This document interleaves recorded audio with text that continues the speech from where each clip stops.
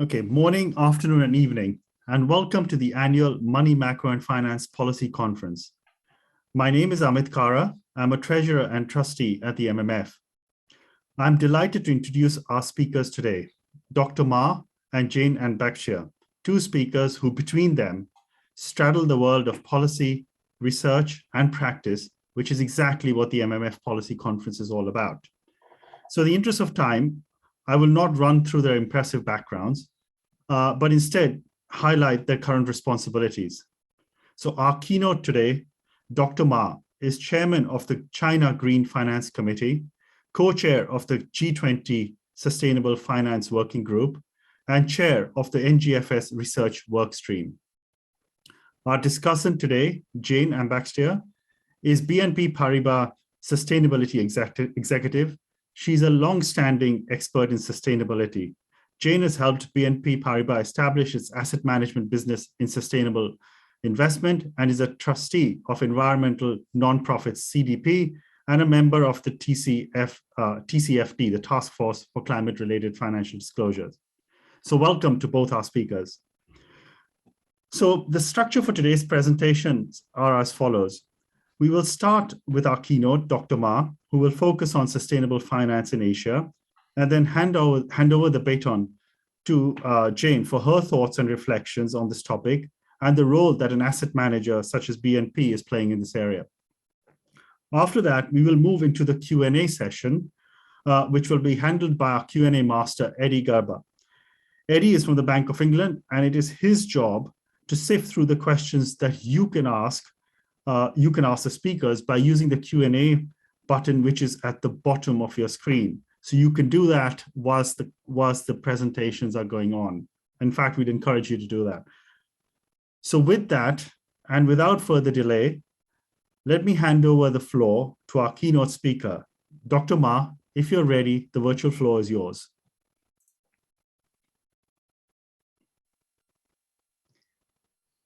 Thank you very much, Amit. Can you hear me okay? We can. Yes. Great. Thank you again. First of all, big thanks to MMF for inviting me to join this discussion. And I was given 25 minutes. I think it's too long. I probably don't need that much. Let's try to leave a little bit more time for discussion, especially hearing from Jane from the practitioner perspective. Given that my topic is sustainable finance in Asia, I will start with some of the latest developments in Asia in terms of taxonomy, disclosure, policy incentives, climate risk analysis, and also products. Then I cover a little bit on a few international initiatives which I'm deeply involved, including the G20 Sustainable Finance Working Group, NGFS, and also the IPSF, which is now producing a common ground taxonomy using Chinese and European taxonomies as a basis. I think all of these are actually quite relevant to practitioners as well as some of the policymakers. So start with Asia. I tend to use a framework to just describe the developments of sustainable finance, and the framework being taxonomy at the bottom, which provides the basis for defining sustainable finance activities, for evaluating, for providing incentive, and also for disclosure. So that's an important basis to start with. And then I will talk about disclosure or reporting standards, which obviously is a key to transparency and integrity of the market. And then incentives, which are important, especially for some green activities that still require a boost to their profitability in order to attract the private sector money. And then I'll look at a couple of other issues, including risk and products.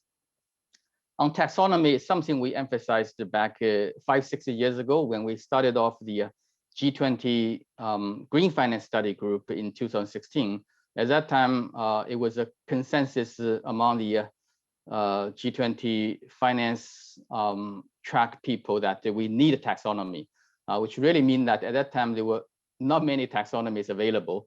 But now we're seeing a much higher number of taxonomies around in the world, including, I think, in Asia, from the government perspective and from industrial association and from a lot of financial firms.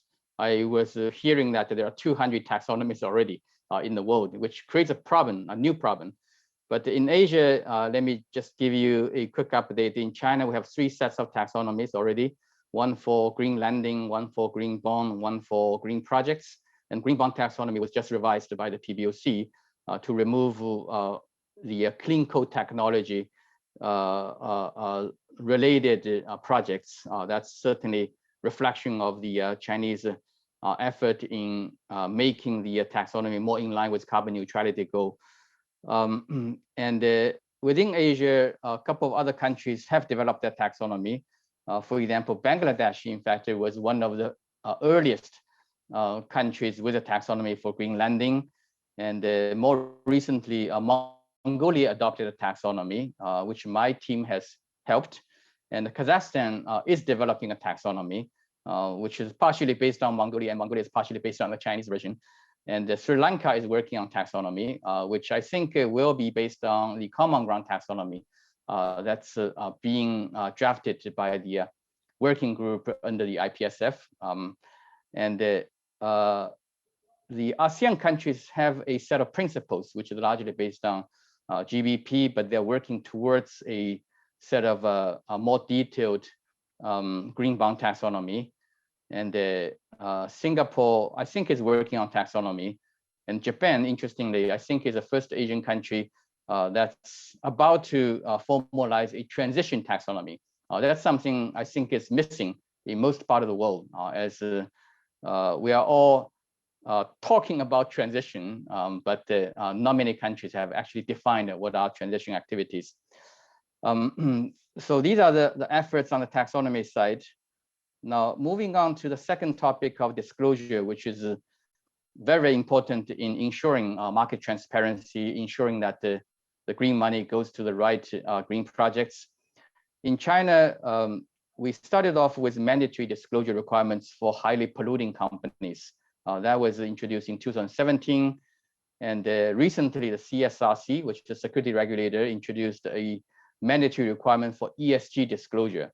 But still, that's a framework without enough detail in terms of templates and very specific indicators.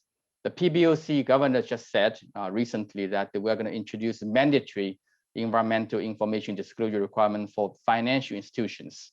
I think that's a fairly aggressive statement, as banks are actually quite difficult for them to release all the environmental and climate related information, because they have to collect lots of underlying data from the corporates, especially on carbon emission and so on. That's a daunting task, but it's a beginning in China already, given the pledge by the central bank governor. Hong Kong, I think, started almost 2 years ago with mandatory ESG disclosure requirement for listed companies. So that's considered a leader within the region. And Singapore, I think, have introduced a similar ESG requirements for disclosure. Japan, I think, is leading in terms of having their corporates and financial institutions signing up to TCFD. I think Japan has probably one of the largest number of large corporates adopting TCFD on a voluntary basis. Now, in terms of incentives, which I personally believe is very important, because a lot of green projects are not profitable enough to attract private investment, and they need, for a period of time, some incentive from government, from regulators, and also green bond issuers needs to cover part of the extra risk, the cost for verification and so on. That's why in a few places in Asia, incentives were introduced. China was an early adopter of incentives such as guarantees and subsidies for interest payments at the local government level. Just give you one example of Huzhou government, which is one of the pilot region of Chinese green finance scheme. And it was introducing, I think, as early as 2017, a subsidy program for green loans at the 3 different rates. One offers 12% subsidy for these, what they call darker green projects. One offers 9%, one offers 6%, respectively, for green and light green. Now, by 12%, it means that the government pays 12% of the interest for the project. That's equivalent to probably 60 basis points at that time. for each loan, which is quite something, because with this small incentive, the green loan actually grew more than 30% per year in the past few years. So that's very effective in terms of leveraging the private sector money with a little bit of a government incentive. And at central government level, central bank level, the PBOC introduced the re-lending facility for green lending, which is a cheap financing source through commercial banks to the green projects. But the early years, we saw limited application of the re-lending facility. Starting from later part of this year, which is not finalized yet in terms of date of announcement, the PBOC will introduce a much larger, what we call decarbonization facility. That's similar to the re-lending facility. It's offering low-cost funding from the central bank through commercial bank to low-carbon projects, and that's specifically designed to help the carbon neutrality program that the real economy is needing.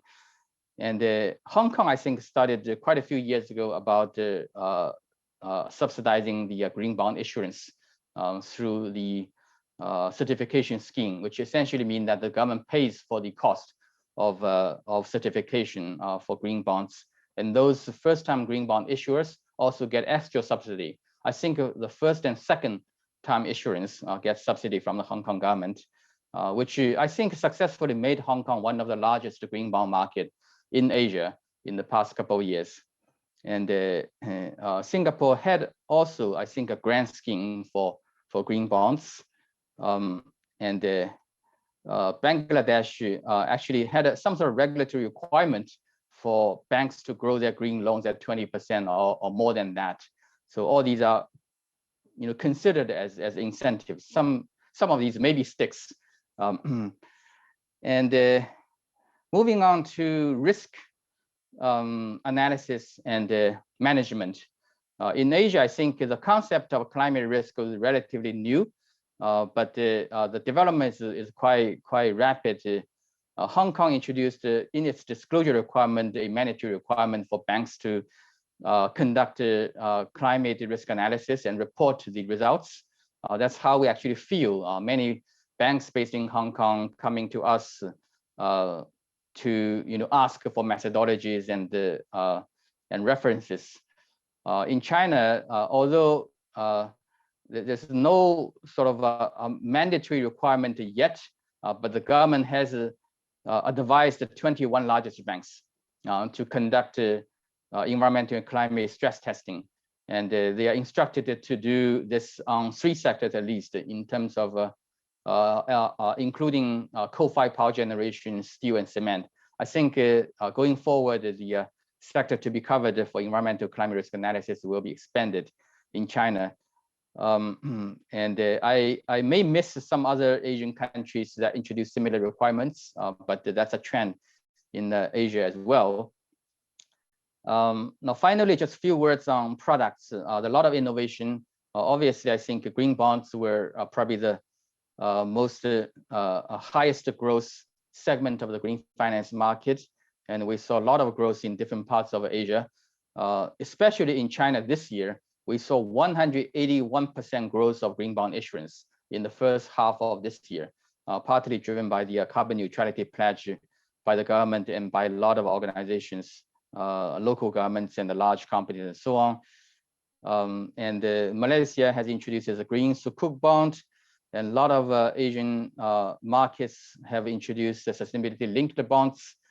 And some blue bonds are introduced by, for example, Industrial Bank in China, and the Biodiversity bond was also issued by Bank of China very recently, just a couple of days ago. So the momentum is very, very strong for product innovation. And just to tell you a story of the China Green Finance Committee annual meeting I hosted last weekend. It was attended by 400,000 people, of course, not physically, but online. It demonstrates the huge enthusiasm of the financial community in developing their green financial products and serving the carbon neutrality pledge of the country. Now, let me now turn to a couple of international initiatives which are relevant, I think, not only for Asia, but also for the rest of the global financial community. One is G20. You probably remember that when China was the presidency of G20 in 2016, we initiated this G20 Sustainable Finance Study Group, which I had the pleasure to co-chair with Michael Sharon from Bank of England. We co-chaired this group for 3 years between 2016 and 2018. And during that period, the study group successfully facilitated a global consensus on the need to scale up green finance. And we introduced ideas such as requiring environmental and climate risk analysis, and developing green assets for the capital market, and developing PE and VC for green technology, and developing digital technology to be applied in the sustainable finance market. I think many of these ideas raised during the period of 2016 and 18 were mainstream in the industry and adopted by many other countries. Unfortunately, that study group did not continue in 2019 and 2020, but this year, 2021, we're seeing a renewed momentum of global political attention to this issue, partly because the US is coming back to Paris Agreement, and Italy, being the president of G20, decided to relaunch the Sustainable Finance Study Group in the G20. And it was relaunched in the beginning of this year. And I have the honor once again to co-chair this group, which is now upgraded to a working group. And my co-chair is now Larry from US Treasury. So it's something that's co-chaired by the two largest economy in the world, with probably the largest emission, number one and number two, in terms of carbon in the world. So it's substantially, I think, strengthened in terms of the collective leadership for the group. And for this year, we are working on 4 things under the G20 Sustainable Finance Working Group. One is to produce a G20 Sustainable Finance Roadmap, which will guide the G20 and relevant IO's work in the coming few years. That document, I think, will be very important in the sense that it's the first time we're reaching a very high level consensus on how we should go about sustainable finance in the coming few years, rather than just for 1 year. Now, within the roadmap, we looked at a few major aspects, including alignment approach, such as taxonomy and ESG rating methodologies. We looked at sustainability reporting standards, under which we're going to support the ISSB effort to develop a global, consistent set of reporting standards on sustainability related information. And we also looked at a more consistent approach towards climate risk measurement, and enhance the role of MDBs, as well as application of digital technology. But there are 2 very new subjects which are becoming consensus under the G20. One is importance of looking at the transition finance. The growing number of members of the G20 recognizes that the current green or sustainable finance framework, including taxonomy, is not enough to accommodate transition activities.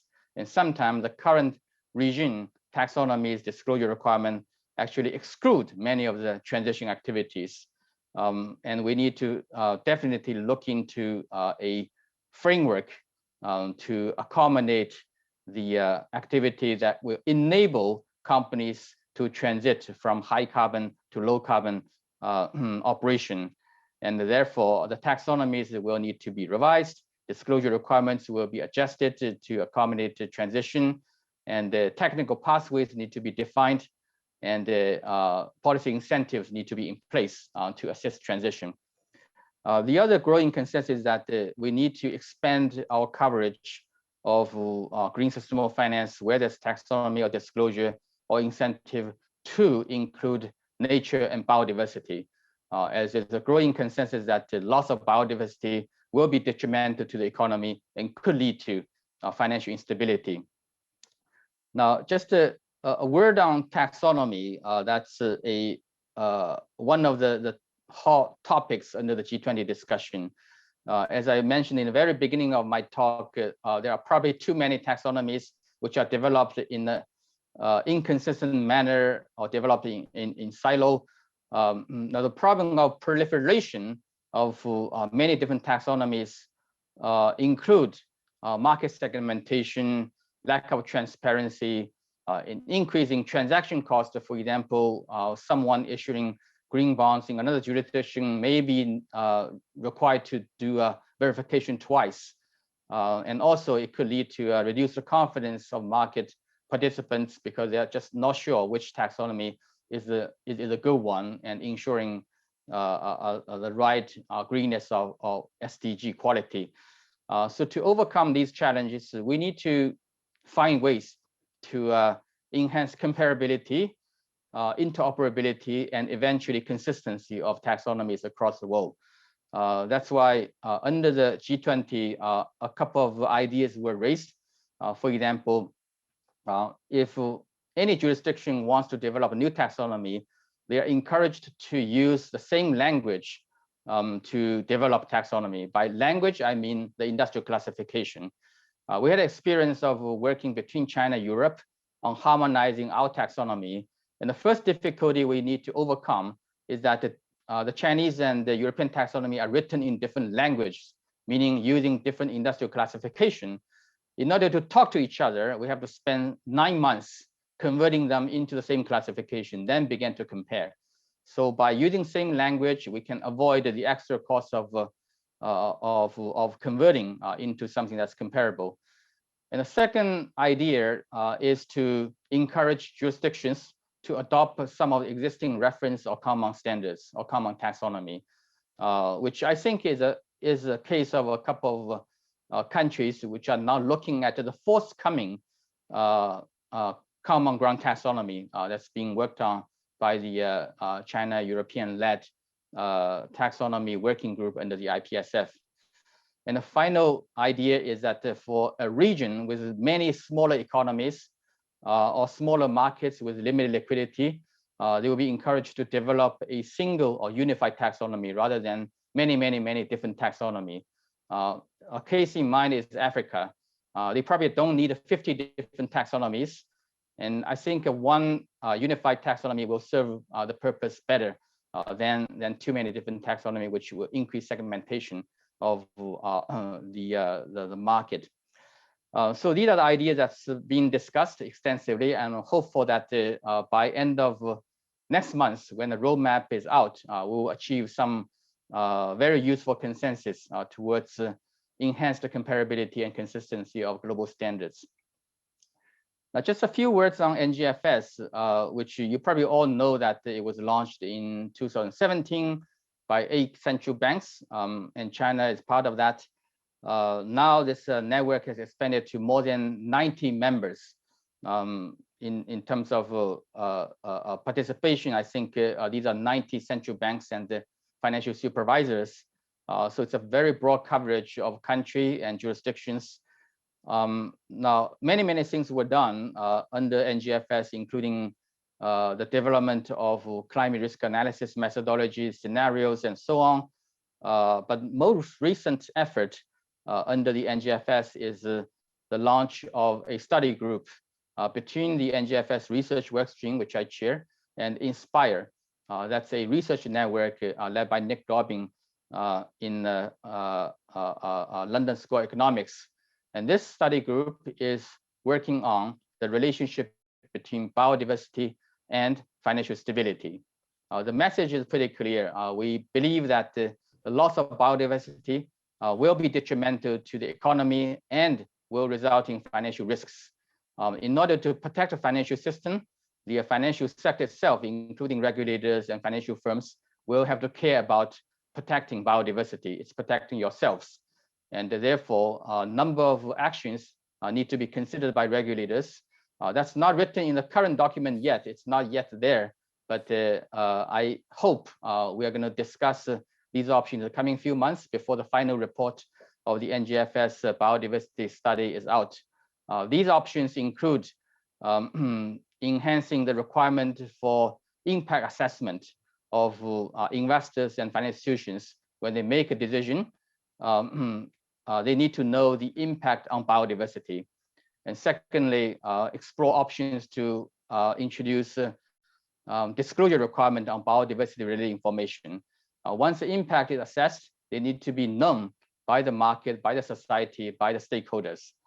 And also, I think biodiversity related projects which are nature positive need to be included into the green and sustainable finance taxonomy, so that they can in the future getting some incentive from policy, from regulators and from fiscal authorities. And of course, there are many other options which we are working on.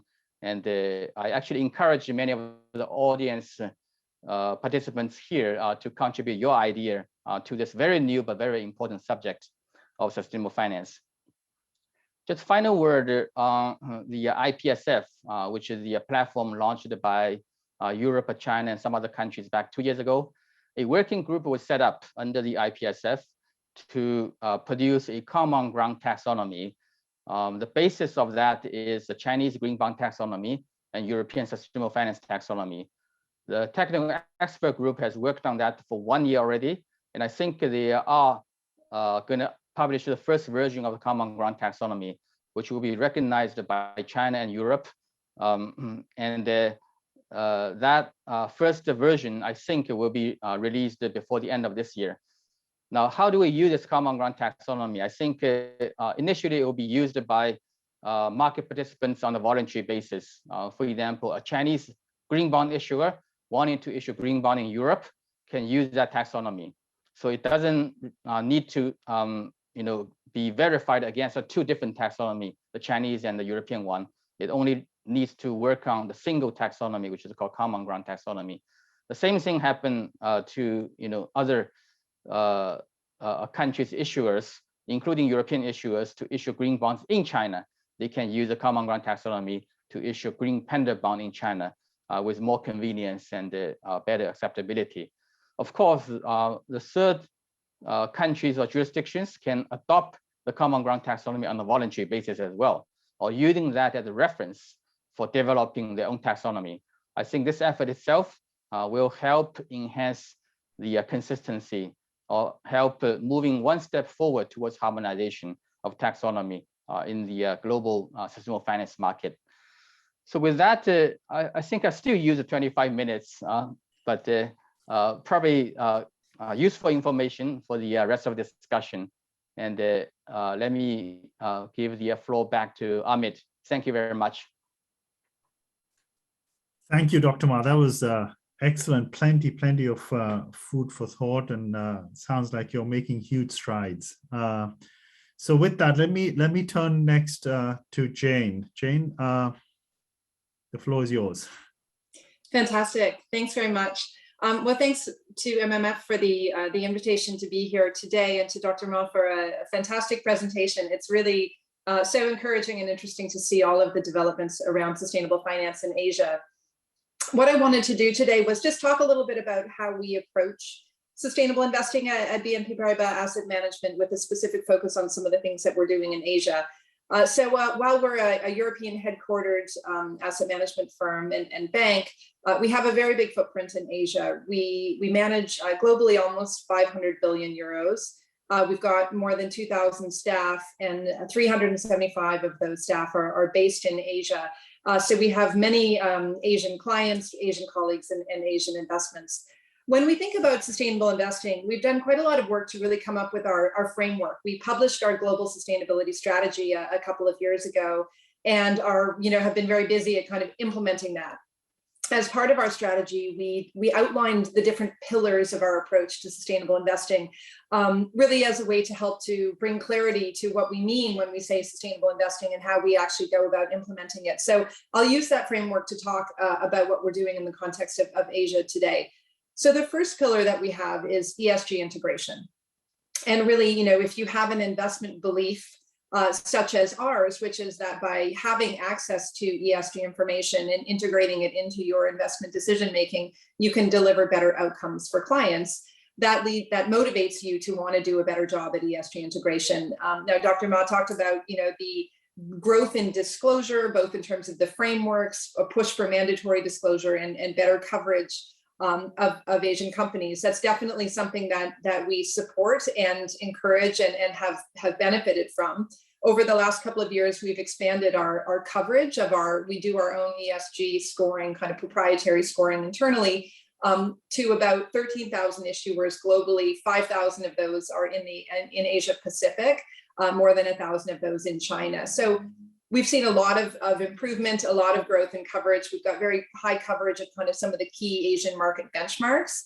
But it's not to say that there aren't still many coverage challenges which remain, particularly for smaller companies and for unlisted bond issuers. And of course, that's a very, very significant market. So that's something where we're currently kind of working with local Asian and China-based ESG research providers to see how we can improve our coverage.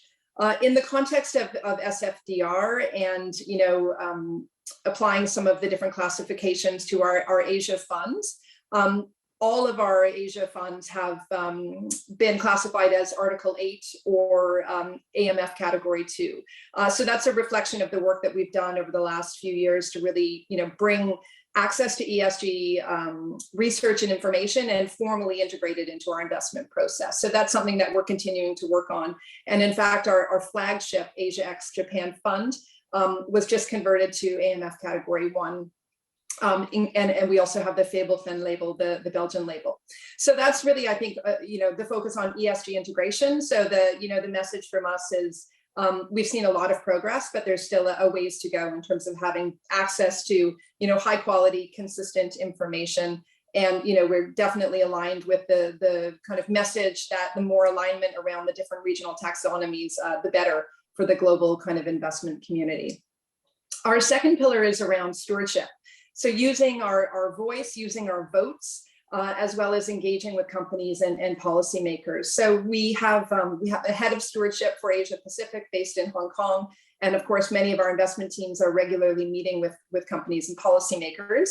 Just to highlight a couple of areas where we focus on those engagement activities. The first is around low scoring companies. So companies that are not doing very well on the ESG side of things, also linked to our coal policy. And we have some great examples where companies have been quite open to dialogue in many cases and have actually accelerated a transition of their generation mix, for example, or committed to move out of coal, adopt a net zero commitment as part of dialogue with us and with other investors. So that's definitely something that we are involved in and going to be doing more of. We're also part of the Asian Investor Group on Climate Change, and this year launched the Asian Utilities Engagement Program.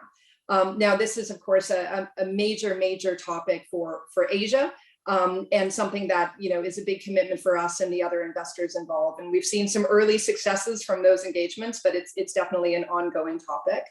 The third pillar of our kind of stewardship approach is around public policy engagement and really working with policymakers to help them move more quickly and further on some of these topics. So we've contributed to the environmental risk management guidelines in Singapore. We're part of the technical expert group in Hong Kong. So this is really something where we've committed a lot of time and energy, and really congratulate a lot of the progress that policymakers have made so far. And I think we need to see investors involved in those discussions and really providing support from an ambition perspective, but also in terms of rolling up the sleeves from an intellectual capital perspective. The third pillar of our approach, so we have ESG integration, stewardship, responsible business conduct. So that's really linked to our exclusion list. We have sector policies on a number of different topics like tobacco, coal, and then the overall kind of conduct expectations around companies aligning with the UN Global Compacts. So this has led us to exclude a number of companies from our investment universe globally. And this is something that we're also engaging with companies on. Companies, of course, have an opportunity to change their corporate practices or the makeup of their operations and become investable again by us and other investors. So that's also an element of engagement. Historically, our exclusion list, and I think in the case of many managers, it has been applied to our funds, but over the last 18 months, we've also been reaching out to the clients for whom we manage investment mandates and asking them if we're able to apply our responsible business conduct expectations to those pools of assets. And so far, we've had quite a positive response from clients to that request, and including many of our Asian clients. The fourth pillar is what we call our focus on the future. Now, there are 17 sustainable development goals. It's difficult to focus on 17 things. So we have three kind of corporate priorities from a sustainability perspective. We call them the 3 E's. We have energy transition, environmental sustainability, and equality and inclusive growth. Of course, these are all incredibly relevant in the Asian context. If we think about the first one, the energy transition and climate change, Asia is both heavily impacted by extreme weather events and the impact of climate change. A recent report from WWF said that if we fail to achieve our climate objectives, the number of people suffering from floods every year in South Asia could rise from 13 million to 94 million people. That's just one example. There are so many examples of the human and the economic costs of climate change in Asia. At the same time, we know that that Asia is a significant contributor. China alone contributed over 27% of global emissions, far ahead of the US at 11%, although not measured on a per capita basis, of course. So there's both an impact and a contribution, and I think both of these come into our our work around thinking about engaging and investing in Asia in the context of climate. I would echo Dr. Ma's comments around biodiversity. That's really our second pillar is around environmental sustainability. Of course, we have the COP15 coming up, the convention around around biodiversity. That's something that we and other investors have recently signed a statement calling for an ambitious outcome to that convention. And of course, that's a major issue, looking at deforestation, looking at access to water scarcity issues. And we're partnering with CDP in the region to engage with companies to encourage them to enhance their management of these issues, but also their disclosure of these issues for investors. And the third E is around equality. And one of the things that we focused on is really through our proxy voting activity. We have an expectation for companies in emerging markets to have at least 15% female representation on boards. And if we don't see that, we'll vote against director nominations on those boards where we don't see those levels. And that's something that we're also engaging with companies about and seeing some good outcomes in terms of increased board diversity. So these are some of the different things that we're focused on in Asia. So I think I'll leave it there in the interest of time and look forward to some of the questions in the discussion. That's excellent. Thank you. Thank you very much, Jane. Lots of food for thought, lots of content there. Maybe if I can use my privilege as chair to kind of ask each of you a question. So maybe if I can start with you, Jun. In our last session, our first session, one of the points that came about in the context, you talked about the risk and stress testing and NGFS. One of the points that came up was, when we've seen the kind of early results of the ECB's stress test, it kind of shows up as not massively impactful for banks, right? I mean, when you look at the PD's probability of default, it doesn't seem to rise dramatically. So I suppose the kind of obvious question then is climate change really a financial stability issue, or is it just that in Europe it's not that big and it's much bigger in China because the economy is just much more energy intensive? So how would you interpret that? Well, interesting question. I think there might be multiple issues involved in getting this particular result of what you call insignificant impact. One is the methodology may be static in nature. I'm not sure 100% because I haven't looked at the exact model that the ECB is using, but I assume that based on many analyses I've seen from other places, that they basically looked at the impact of particular shocks to, for example, the sector, and translate into some company financial impacts, and these financials are inserted into a PD model, but there's no sort of feedback mechanism.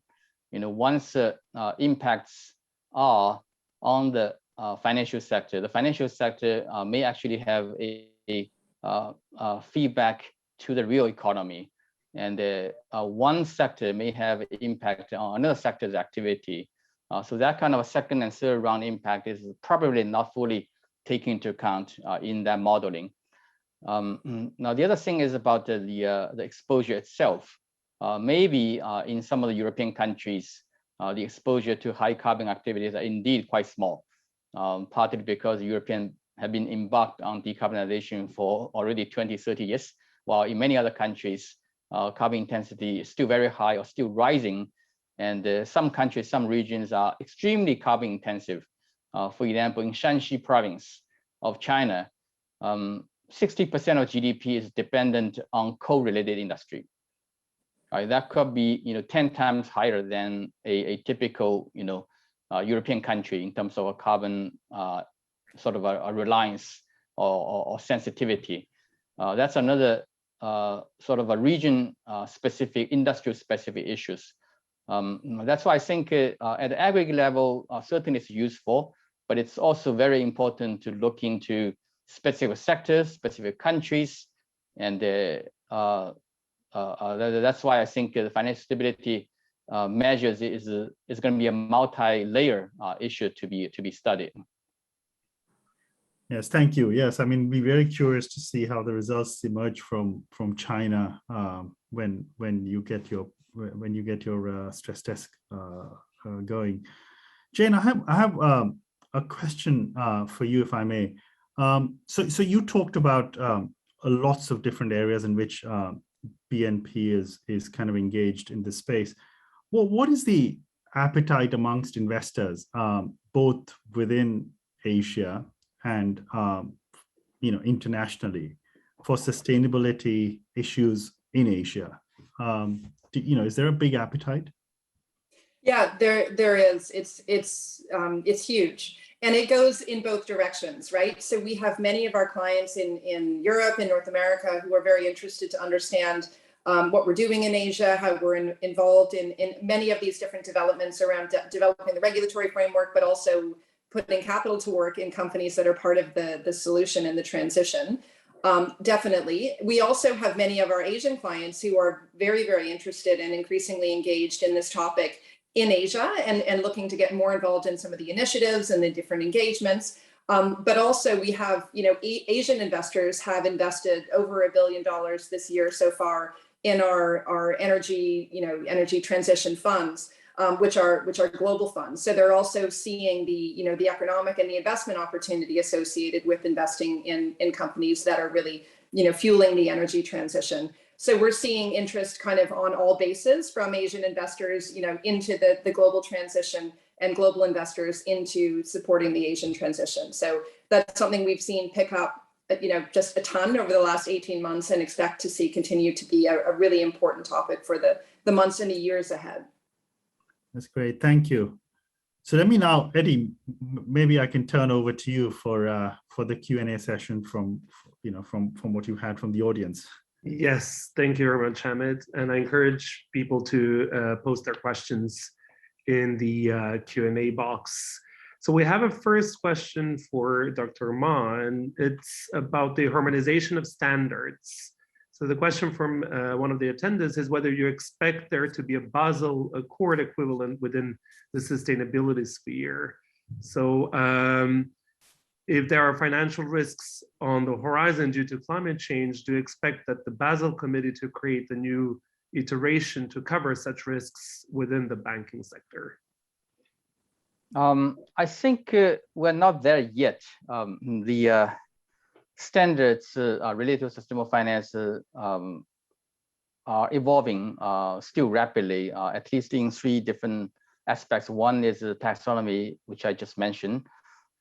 It's not moving immediately towards a global single set on the mandatory basis. I think we're still moving very carefully on the sort of voluntary collaboration path. And the second set is on reporting.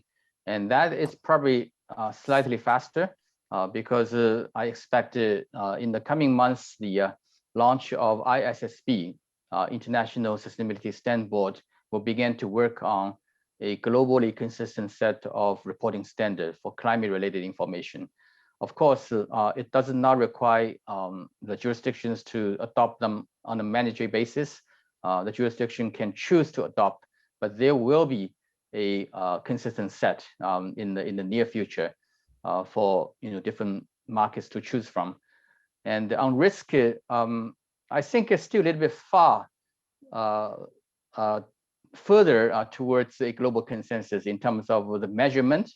What are the few indicators that are best measurements of climate and environment and biodiversity risks? It's not a consensus yet. Just to give you an extreme example of biodiversity, we're just beginning to look at the risks, and there's even no consensus among academics on which few measures are the best to describe biodiversity related risks. And then it's about reporting. How do we require financial institutions to report these risks? That's a second level issue. I think it will take some time. And finally, about management. That's even further from consensus. We have many options. Some are working on the corporate governance level, requiring risk managers to be responsible for climate-related risks. Some are working at a disclosure level. Some are probably working on internal incentives such as the risk weights adjustment between green and brown. And some are working on specific financial instruments to hedge against climate risk. Again, there's so many different ideas and opportunities that's popping around today. And we need to have many more, I think, cases and comparison, and gradually through the stock taking and the comparison to distill some of the consensus. It will take some time. Thank you. Now, my next question is really for Jane, and I think kind of in your position, sitting on the other end of the regulatory spectrum. So the question comes from David, and kind of he mentions that in one of the key variables in the NGFS climate stress test modeling is the speed of policy response from government to shift us to less dangerous climate outcomes, or kind of more environmentally friendly outcomes. So it's a question of political choice. So how do you think investors and risk managers should think about modeling policy choice when trying to analyze climate risk to financial and economic stability? Gosh, how long do we have, right? I mean, this is really the key question. I think something like half of global GDP is linked to jurisdictions that have already committed to net zero.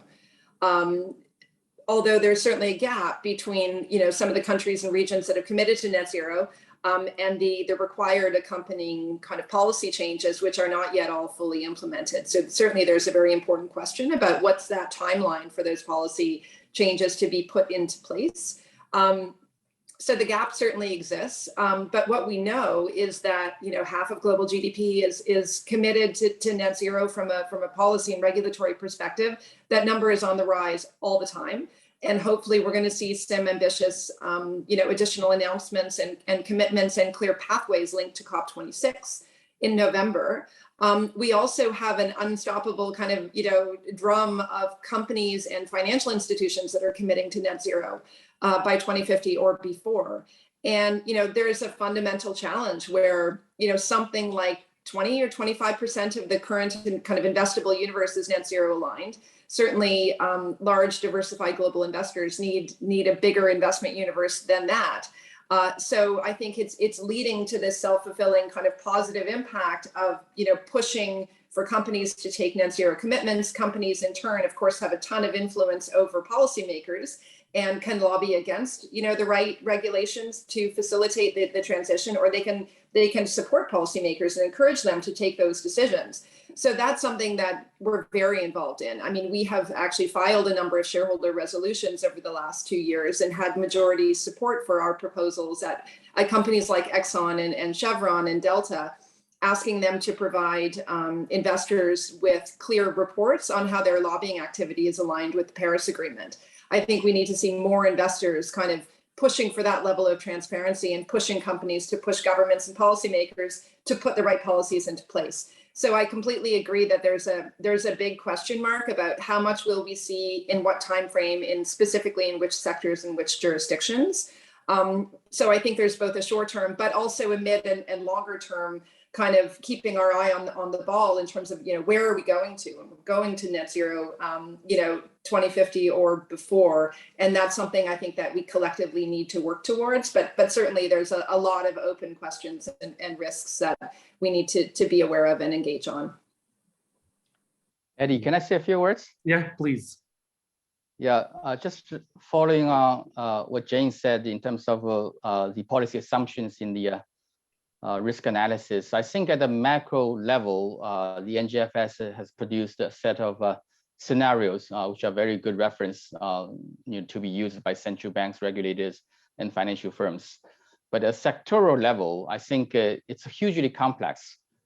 Each of the high carbon sector will face a set of very dynamic policy changes going forward. And that's why I think a huge amount of work is needed to produce a dynamic set of scenarios, maybe updated every quarter for every major sector. That's why it requires a lot of resources. Just give you a few examples of what I have in mind.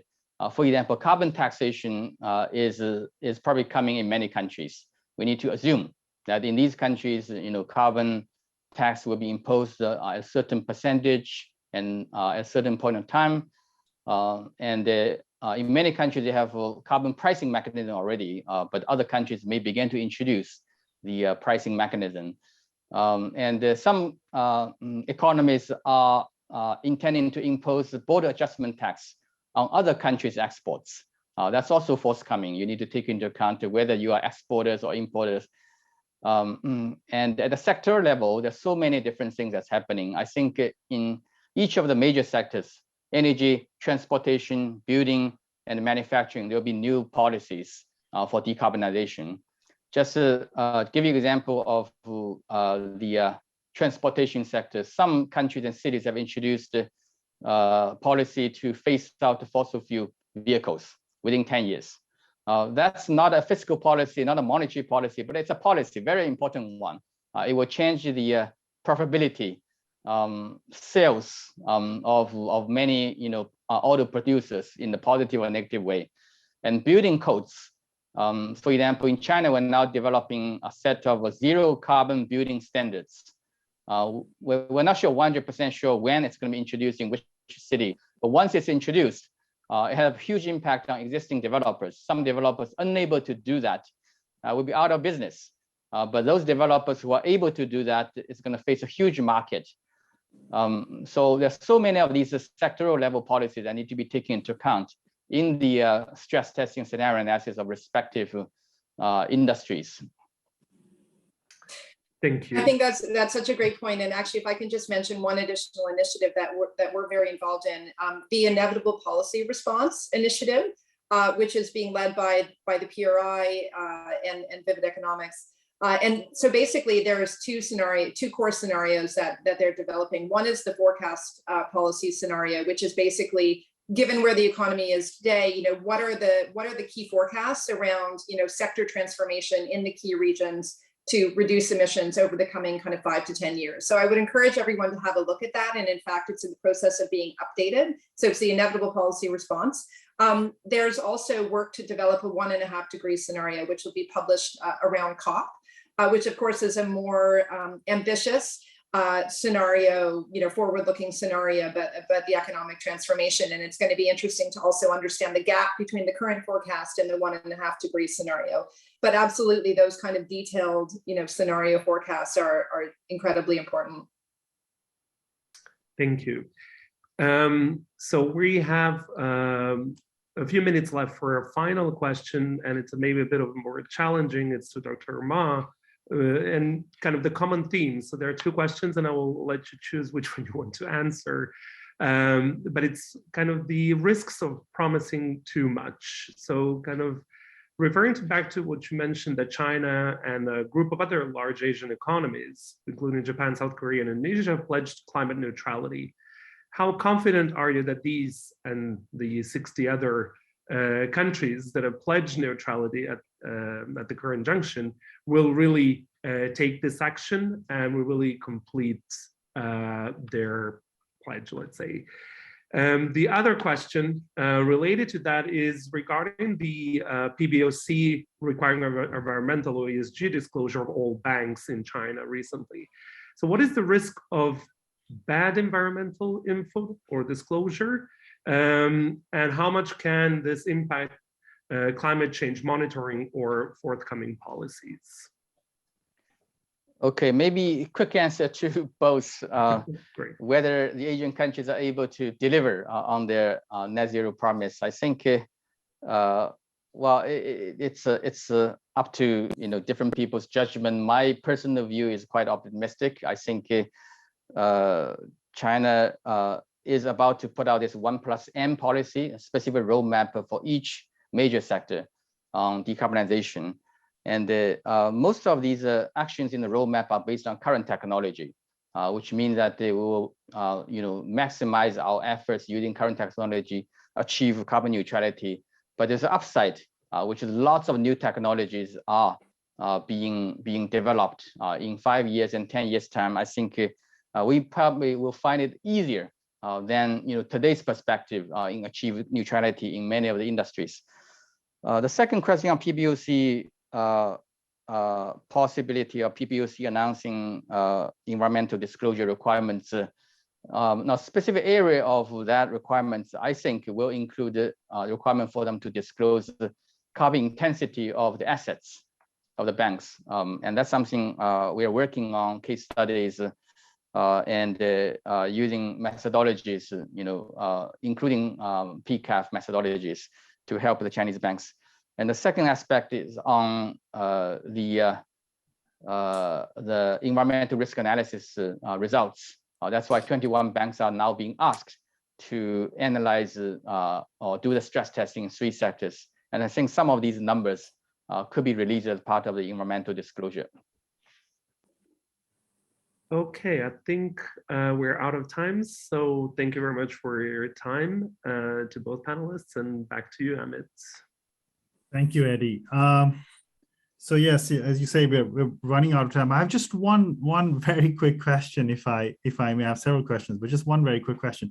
What is the scale of investment we're talking about? So say, I don't know, for China or Asia, and is it front loaded? Is it over the next 5 years, 10 years? If this is to happen, how can we tell that it is happening? The latest estimate from China Green Finance Committee, which we published last weekend, is that in the next 30 years, China will need to spend 487 trillion RMB on green and low carbon investments. It's a very big number. Of course, it's 30 years, and it definitely is larger than the annual number today, largely because carbon neutrality will require additional investments that were previously not in the forecast in the past couple of years. Wow. Okay, that is a big number. I don't know if Jane, you have anything to add to that, but sounds like a lot of opportunity for asset management. Sure, it's a big number, but a really big opportunity for investors to participate in the transformation in a way that also aligns with their investment goals. So I think making that happen is a big part of what we're focused on. But I think one of the things that people will be looking to from COP this year is more commitments around climate-related financing in the global south, and commitments from developed countries. So I think that's something where we haven't seen enough over the past years, and we need to see more in the future. So I think that's another important element to watch. Great, thank you. So unfortunately, we have run out of time, and we must end this session now. So I would like to thank Dr. Ma and Jane. Thank you very much for taking the time to share your thoughts. I have certainly learned a lot, and I've definitely come away with more questions, which I think is a good thing. Thank you to the audience as well for dialing in. Just to remind you that this is the second of our 5-part policy conference series. The next session is on Monday with Mark Carney. And the discussant for that session is Dimitris Zengalis from LSE Grantham. Thereafter, we have a session on the 6th of October with some panelists from IMF, Ian Parry, Igor Zuccardi, and EBRD chief economist. And then on the 8th of October, we have Professor Robert Engel, Nobel laureate, professor in NYU. And the discussant for that session will be Bank of England Head of Research, Dr. Misa Tanaka. So you need to sign in or register rather for all these sessions. Registration is on the MMF website. So that's www.mmf.ac.uk/policy. Thank you very much.